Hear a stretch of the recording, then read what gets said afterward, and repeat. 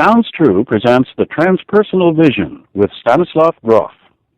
Before I start exploring the subject of the series, which is the Transpersonal Vision, I'd like to say a few words of introduction. I was born in Prague, Czechoslovakia, where I also received my education, an MD degree at the School of Medicine of Charles University in Prague, and then specialization in psychiatry and a training in Freudian analysis. Very early during my career, I became interested in a very unusual field, which was research of non-ordinary states of consciousness. Usually when I talk about this subject, I like to start with a few autobiographical anecdotes. And the reason for this is that many of my colleagues find it difficult to understand how it is possible that somebody with all the right credentials, background in medicine and in psychology, can take something like spirituality and mysticism seriously, believe that we need something like transpersonal psychology, and give seminars and write books with somewhat flaky titles like Beyond the Brain or A Stormy Search for the Self or Spiritual Emergency. So I'd like to say a few words about my background, how something like this can happen. I didn't have any formal religious training myself or programming. My parents met in a small town in Czechoslovakia, and when they fell in love and wanted to get married, there was a problem because my mother was from a very strict Catholic family, and my father's family didn't have any church affiliation. And the grandparents from my mother's side believed that the only decent joining is one that happens in church.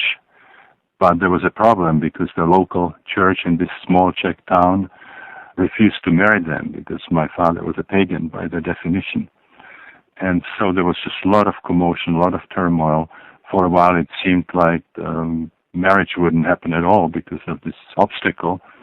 And then the situation was solved by a major financial donation that my grandparents made to the church, and the church was willing to relax its standards and marry a pagan. And my parents got so upset and so disgusted by this whole affair that they decided not to commit me or my brother to any religion, and we were supposed to make up our own mind when we come of age.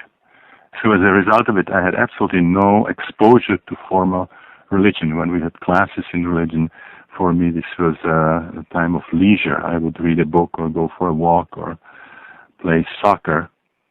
And then from this kind of background, I would go to the medical school, which certainly does not cultivate a mystical awareness particularly.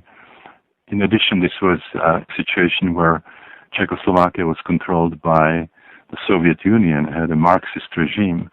So everything that even remotely smacked of spirituality, mysticism, was either ridiculed or it was censored out. So I'm a somewhat unusual example of a person who was brought to spirituality by scientific work.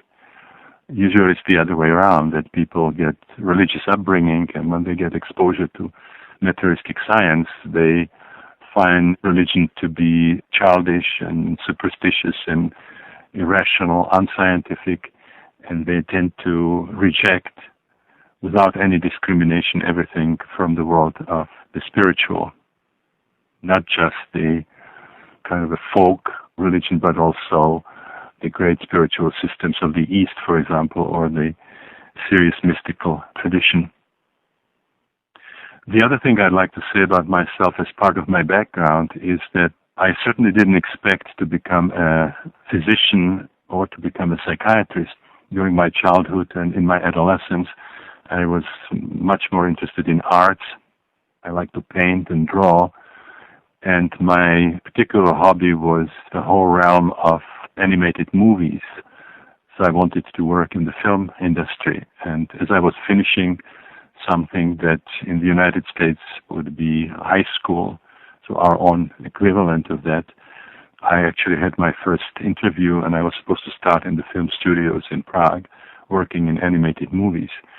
And just at that time, a friend of mine came to see me and he was holding in his hand a book, and he looked very, very excited. So I asked him what was happening, and he told me, I've been reading this book. It's absolutely incredible. You have to read it. You'll never be the same. It's going to just change your life.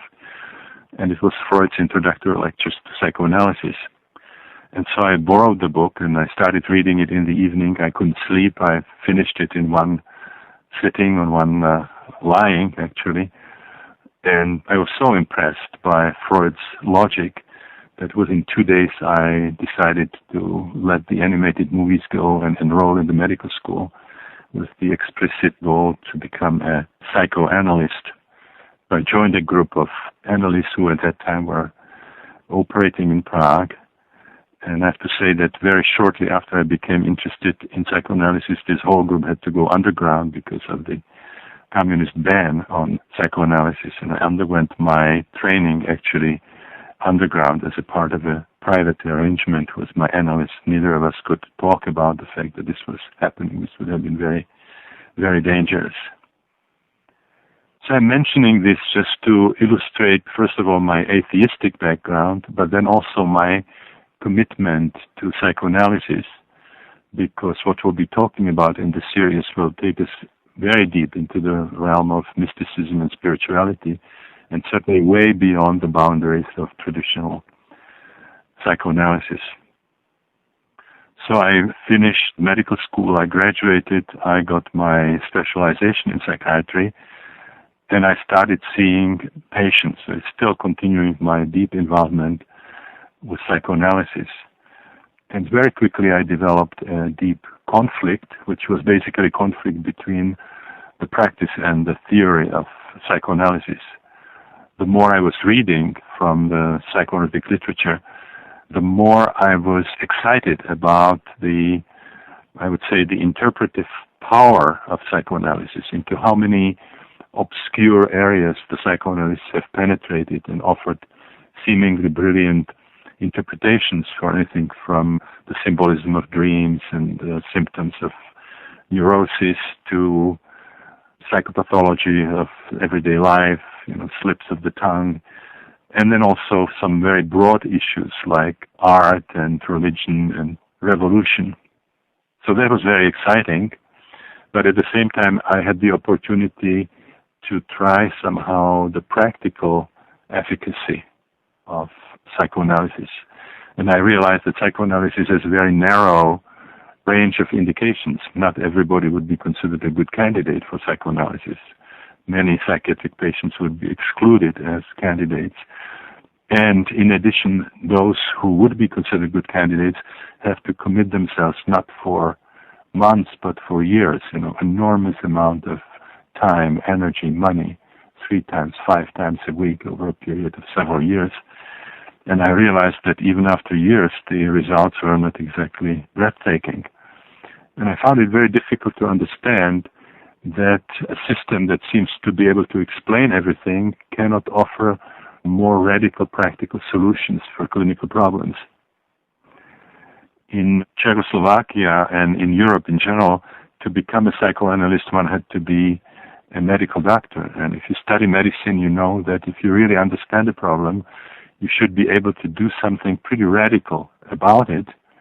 Or if you can't, like in the case of incurable diseases like AIDS or cancer, we have a pretty good idea why we can't. What would have to change for us to be more effective?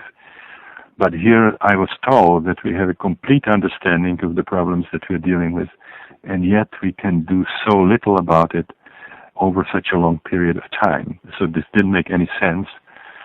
I started kind of being disappointed and started regretting that I ever chose that field. And I started thinking nostalgically back about the animated movies, that it was a fundamental error that I ever chose that discipline. And then something major happened in my life that really transformed me in a very, very profound way and somehow charted my course for the rest of my life, both professionally and personally.